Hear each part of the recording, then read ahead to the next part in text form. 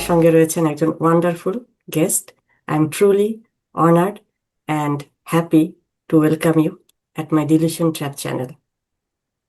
আপনাকে আমাদের এই পডকাস্টে পেয়ে খুবই আনন্দিত। থ্যাংক ইউ ভাইয়া for inviting me. I am also feeling bless যে আমি আপনার পডকাস্টে আসতে পেরেছি। আজকে আপনাকে আমরা কিছু প্রশ্ন করব। এই প্রশ্নের উত্তরের মাধ্যমে আমি আশা করছি যে আমার অডিয়েন্স জানতে পারবে অনেক কিছু এবং শিখতে পারবে এবং সেটা জীবনে ইমপ্লিমেন্টের মাধ্যমে জীবনকে সুন্দরভাবে চালিয়ে নিতে পারবে। তো ডিলিশন ট্র্যাপ চ্যানেলটির মাধ্যমে আমি জানাতে চাই যে আমাদের জীবনে অনেক ডিলিশন আমরা ফেস করি, তার মধ্যে হচ্ছে একটি প্যারেন্টিং ডিলিশন। এই প্যারেন্টিং ডিলিশনটি আপনি কিভাবে দেখেন? যে অনেক সময় কিন্তু আমরা দেখি যে আমরা খুব কঠোর হয়ে যাই সন্তানদের সঙ্গে। অনেক কঠোর থাকলে মনে করি যে বাচ্চা খুব ভালোভাবে বড় হবে এবং তারা জীবনে খুব ডিসিপ্লিন হবে। তো এই জিনিসটি আপনি কিভাবে দেখেন? থ্যাংক ইউ ভাইয়া, খুবই ইম্পর্টেন্ট একটি topic. I am super glad যে এই বিষয়ে কথা বলার একটা সুযোগ হয়েছে। There is a there is a word like something এরকম, যে there is no bad kids, there is always bad parenting. তো এটা কেন? প্রথমত বুঝতে হবে যে একটা বাচ্চা যখন পৃথিবীতে আসে তার ব্রেনটা একেবারে একটা সাদা কাগজের মতো থাকে। And brain works like a sponge, say absorb করতে থাকে। সে যা দেখে এবং যা শুনে সেগুলো তার ব্রেনে সে অ্যাবজর্ভ করতে থাকে। এবং ফার্স্ট 5 ইয়ার্স হচ্ছে সবচেয়ে ক্রুশাল। এই 5 ইয়ার্স যেভাবে সে দেখবে, এটা বাই 9 ইয়ার্স তার ব্রেনের ভিতরে এক ধরনের ব্লু প্রিন্ট সেট হয়ে যায় যে লাইফটা এরকমই। তাহলে ওই যে ছোট বাচ্চাটা, সে এক সময় বড় হয়ে হয়তো খুব দুষ্ট হচ্ছে, অথবা খুব ক্রিয়েটিভ হচ্ছে, অথবা সে দেখা যাচ্ছে খুব বেশি অ্যাক্টিভ না, অথবা সে দেখা যাচ্ছে ফোনের উপরে অ্যাডিক্টেড হয়ে যাচ্ছে। Everything depends on parenting. তাহলে এই প্যারেন্টিংটা আমাদের জন্য অত্যন্ত ইম্পর্টেন্ট একটি বিষয়। কিছু কিছু আহ আপনি দেখবেন যে লাইক মিডল ক্লাস বা লোয়ার মিডল ক্লাসের ফ্যামিলি বাচ্চারা, তারা একভাবে প্যারেন্টিং এ বড় হয়, তাদের কিছু বিলিফ থাকে। আবার আপার ক্লাস অথবা এলিট ক্লাসের পরিবারের সন্তানরা, তারা আবার আরেক মেন্টালিটিতে বড় হয়। কেন? Is because of the parenting. প্যারেন্টসরা তাদেরকে সেভাবেই তৈরি করে। তাহলে আমরা যারা সন্তানরা ধরুন বড় হচ্ছে, এখানে একটা পার্থক্য আছে, সেটা হচ্ছে একটু জেনারেশন একটা গ্যাপ আছে। তাহলে আহ ধরুন যে আজ থেকে 20-30 বছর আগে যে বাচ্চারা বড় হয়েছিল, যেভাবে বড় হয়েছিল, তাদের সামনে যে অপশন গুলো ছিল, ওকে, যেভাবে ছিল, যেমন ধরেন আজ থেকে 30 বছর আগেও আমাদের সোসাইটিতে আমরা দেখেছি যে পরিবারের ভিতরে একটা বন্ডিং ছিল, তাদের আত্মীয় স্বজনের একটা আসা যাওয়া ছিল পরিবারের ভিতরে।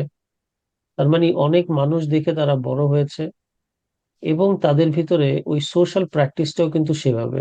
আপনি যখন ছোটবেলা থেকে বড় হয়েছিলেন, আপনি সেই সোশ্যাল জিনিসটা দেখে বড় হয়েছেন। বাট এখনকার জেনারেশনকে যদি আমরা দেখি, তারা বড় হচ্ছে কমপ্লিটলি চার দেয়ালের মাঝে, তার আশেপাশে কেউ নেই। লোনলিনেস থেকে সে বড় হচ্ছে। তো ওই যে লোনলিনেসটা, ওইটাকে কাভার আপ করার জন্য অনেক প্যারেন্টস আছেন তাদের হাতে সেল ফোন দিয়ে দেন, এবং প্যারেন্টসরা ব্যস্ত। কেউ হয়তো জব নিয়ে ব্যস্ত, কেউ হয়তো বিভিন্ন সোশ্যাল অ্যাক্টিভিটিস নিয়ে ব্যস্ততা। তো সামহাও বিভিন্ন ব্যস্ততার কারণে কি হচ্ছে, বাচ্চারা একা হয়ে যাচ্ছে। তাহলে পরিবারের ভিতরে যখন ওই বন্ডিংটা না থাকে, পরিবারের ভিতরে যখন ওই লোনলিনেসটা চলে আসে বাচ্চাদের জন্য, তখন একটাই থাকে যে আমি কি করব। আমি তো অন্য কিছু করছি না, আমি গেমস খেলছি, অথবা আমি সোশ্যাল অ্যাক্টিভিটিস করছি, বা সোশ্যাল মিডিয়াতে আমি আছি। তো প্যারেন্টসরাও দেখা যায় যে যখন তারা ব্যস্ত থাকে তারা ভাবে যে বাচ্চা অস্থির হয়ে যাবে, এই জন্য তাকে সেলফোন দিয়ে রাখি, সে খেলুক। বাট ওই যে একটা হ্যাবিট ডেভেলপ করে দিচ্ছি আমরা, এটা আমাদের নেক্সট যে জেনারেশন বা এখন যে জেনারেশনটা আমাদের আমরা আমরা দেখছি, বা পরবর্তীতে যে জেনারেশনটা বড় হচ্ছে আসবে, এভরি 20 ইয়ার্স তো একটা জেনারেশন চেঞ্জ হয়। তো এরা অনেক বেশি ইমপেশেন্স থাকে। They are very talented, very creative, because তারা অনেক কিছু ডিল করে, কিন্তু just because of the parenting gap, okay, এই জিনিসটা অনেক বেশি আমাদেরকে ইফেক্ট করে, আমাদের সন্তানদেরকে ইফেক্ট করে। বেশিরভাগ ক্ষেত্রেই দেখা যায় যে সন্তানরা যখন ফ্যামিলির ভিতরে স্ট্রেস দেখতে পারে, ওকে, ধরুন আপনি কোনো একটা কাজে ব্যস্ত আছেন, তো আপনার সন্তানকে আপনি হয়তো কোনো একটা কিছু দিলেন, ধরেন খাবারের কিছু দিলেন, ওকে, আপনি হয়তো বললেন ফ্রিজে আছে, তুমি নিয়ে গরম করে তো খেতে পারো, ওকে। অথবা হয়তো আপনি দেখা যাচ্ছে একটু ফ্রুটস কেটে দিলেন, আপনি বলছেন যে আমি তো সবকিছু করে দিয়েছি, তুমি খাবার, সেটাও তুমি দেখা যাচ্ছে মনোযোগ দিতে পারছো না। একটু আগে আপনি একটা কথা বলছিলেন, সেখানে আমি জিনিসটা শুনছিলাম যে প্যারেন্টসদের প্রেজেন্ট থাকাটা is very important. Like parents কেমন, প্যারেন্টিং কেমন, সেটা অবশ্যই ইম্পর্ট্যান্ট, প্রেজেন্ট থাকাটাও ইম্পর্ট্যান্ট বর্তমান যুগের বাচ্চাদের জন্য। বিকজ ওই যে লোনলিনেসটা বাচ্চাদেরকে তখন ডাইভার্ট করায় ডিভাইসের দিকে, অ্যাডিক্টেড করায় ডিভাইসের দিকে। নাও ডিভাইস রিলেটেড কি হয়, ডিভাইসের ভিতরে যখন সে ঢুকে যায় তখন কি হয়, সেটা নিয়ে আমি আপনার যদি কোনো কোয়েশ্চেন থাকে সেটা এক্সপ্লেন করব। But yes, everything is parenting, there is no bad kids, okay, there is always bad parenting. That means বাবা মা যদি ব্যাড প্যারেন্টিং করে, ওইটি একটা সন্তানের লাইফকে ডিস্ট্রয় করার জন্য ইনাফ। সন্তানরা কখনো খারাপ হয় না, প্যারেন্টিং এর কারণে সন্তানরা খারাপ হয়। তো আমরা যদি প্যারেন্টিংটা বুঝতে পারি, তাহলে আমরা সন্তানদেরকে সেভাবে ডেভেলপ করতে পারবো।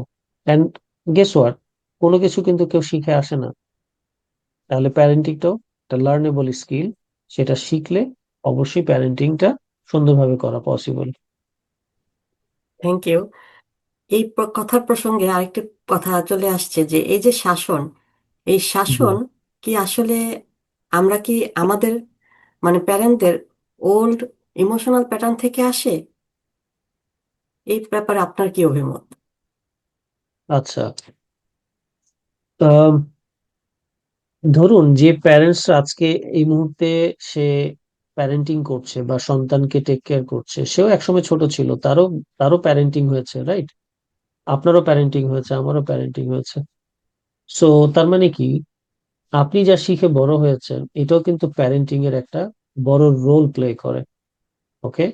যেই যে প্যারেন্টস আজকে সন্তানদেরকে টেক কেয়ার করছে, সেও ছোটবেলা থেকে যা দেখে শিখে বড় হয়েছে, ওইটাই কিন্তু এখন সে ইমপ্লিমেন্ট করার চেষ্টা করছে। এটাই তো আমি একটু আগে বললাম যে জেনারেশন গ্যাপটা, আমরা একটা সোশ্যাল সোশ্যাল প্র্যাকটিসের মাধ্যমে বড় হয়েছি, চারপাশে মানুষজন দেখে, আত্মীয় স্বজন দেখে বড় হয়েছি।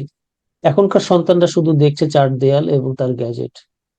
তাহলে তখনকার আপনি এখন যদি কম্পেয়ার করেন, আমরা বড় হয়েছি না, তাহলে তোমাদেরকে বলে কথা শোনো না কেন? You have to understand this is a new generation. So এই জেনারেশনের সাথে আপনি কিভাবে কনভারসেশন করবেন, কিভাবে তাকে গাইড করবেন, এই ব্যাপারে তো এডুকেট হতে হবে। আপনি যদি 30 বছর আগের সফটওয়্যার দিয়ে 30 বছর পরে কোন একটা কিছু রান করতে চান, সে সফটওয়্যার কাজ করবে না, সফটওয়্যারকে আপগ্রেড করতে হবে। সেম ভাবে নলেজটাকে আপগ্রেড করতে হবে। 30 বছর আগে নলেজ দিয়ে তো আপনি বর্তমানে সন্তানদেরকে ডিল করতে পারবেন না। এই জন্য definitely parenting is the main কি হিয়ার। আচ্ছা, এটা তো বোঝা গেল। এবারে প্রশ্নটা আসছে যে এরকম করার কারণে হয় কি আমাদের সঙ্গে অনেক সময় সন্তানের সঙ্গে সম্পর্কটা তিক্ত হয়ে যায়। তো মনে ভেরি ট্রু। করেন যে অনেক বছর পার হয়ে গেল, হ্যাঁ, হুম। এই তিক্ত সম্পর্ক আসলে কি ঠিক করা সম্ভব? ওকে, ধরুন একটি একটি কাচের গ্লাস হাত থেকে পড়ে গেল, ভেঙে গেল। ঠিক তো হবে, আপনি হয়তো সবগুলো পার্টস গুলোকে নিলেন, জোড়া লাগানোর চেষ্টা করলেন, কিন্তু এটা আগের জায়গায় ব্যাক করাটা বা আগের মতো ফাংশনাল হওয়াটা ইজ ডিফিকাল্ট। কেন বলছি? দেখ, আপনি যখন একটা সন্তানকে ব্যাড প্যারেন্টিং এর মাধ্যমে তৈরি করলেন এবং একটা সময় গিয়ে আপনি রিগ্রেট ফিল করলেন যে না, আমি হয়তো ভুল করেছি, বেশিরভাগই করে না, বেশিরভাগই তারা এটাকে ভুল মনে করে না, তারা ভাবে যে না, আমি আমার সর্বোচ্চ চেষ্টা করেছি, ওকে। কিন্তু এই ভুলটাকে আর ঠিক করা অনেক বেশি ডিফিকাল্ট হয়ে যায়, কেননা সন্তানও কিন্তু একভাবে তৈরি হয়ে গেছে, সেও তার বিলিফ প্যাটার্ন, তার তার তার হ্যাবিট, সবকিছু কিন্তু সে একভাবে তৈরি করে ফেলেছে। সেখান থেকে ওই জায়গাতে, আগের জায়গাতে ব্যাক করা, এটিকে লাভেবল করা, ওকে, ভেরি চ্যালেঞ্জিং হয়। ইম্পসিবল না, বাট চ্যালেঞ্জিং, এবং সেটা অনেক বেশি চ্যালেঞ্জিং। কেন? বিকজ বর্তমান যুগের বাচ্চারা তারা অনেক বেশি ফাস্ট কিছু চায়, অনেক দ্রুত রেজাল্ট চায়, তারা তারা একটু ইমপেশেন্স জেনারেশনও বলা হয়, ওকে। কেন? Because of the gadget issues, ওকে।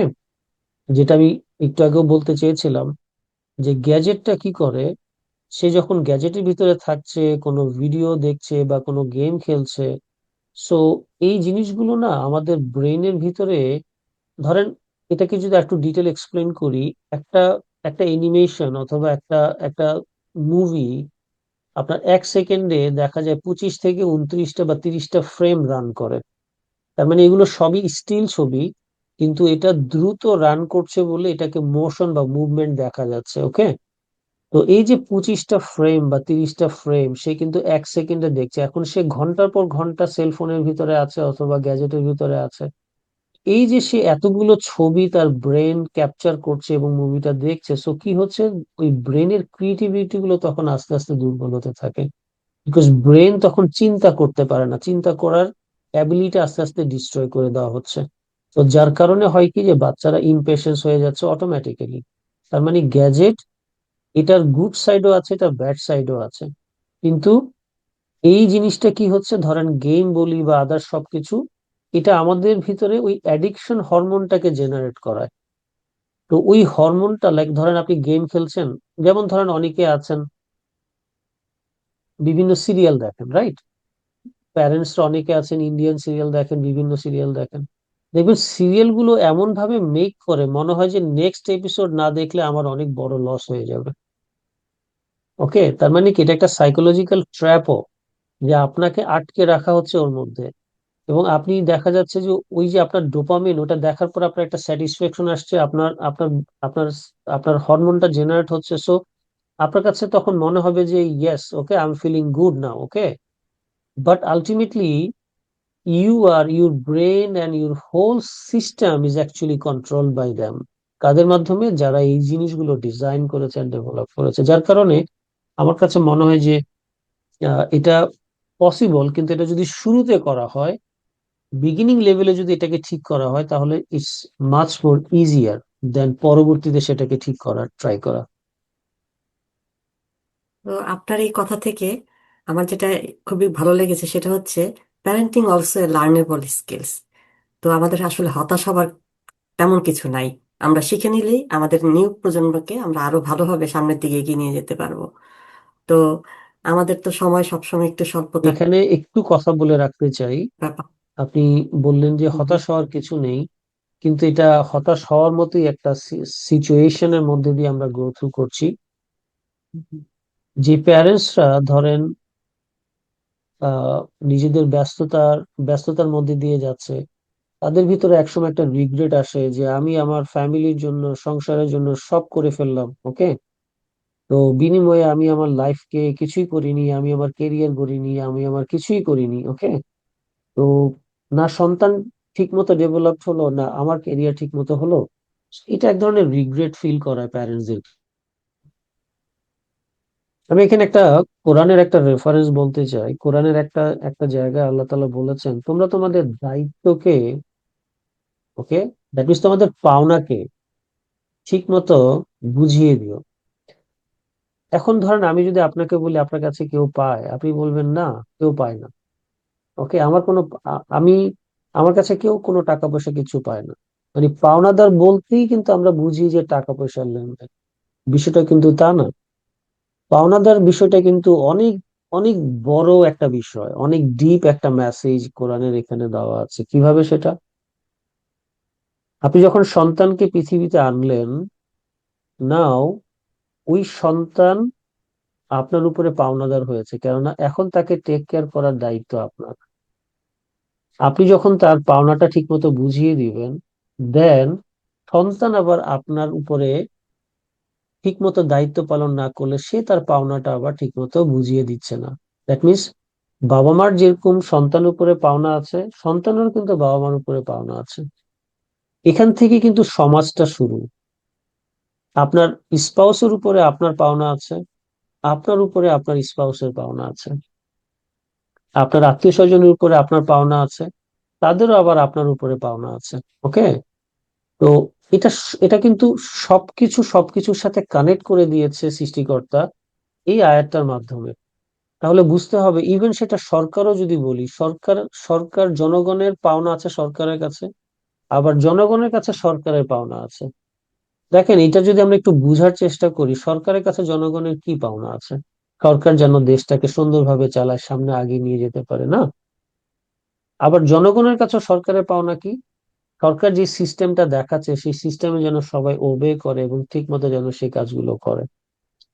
এখন আমরা এই জায়গাতে সবচেয়ে বেশি গাফেল, আমরা সবচেয়ে বেশি এই জায়গাতে উদাসীন বলেই সমাজের ভিতরে আমরা এত এত প্রবলেম দেখতে পাচ্ছি এখন। আমরা আমাদের পাওনাটা ঠিক মতো বুঝাচ্ছি না, আমরা আমাদের দায়িত্বটাকে ঠিক মতো নিচ্ছি না। আমরা দেখা যাচ্ছে দায়িত্ব, যখন আমরা বলি এখানে, হয়তো কথার কথা আমরা বলি যে আমি আমার পুরো লাইফ দিয়ে দিয়েছি, আর কত দায়িত্ব পালন করবো।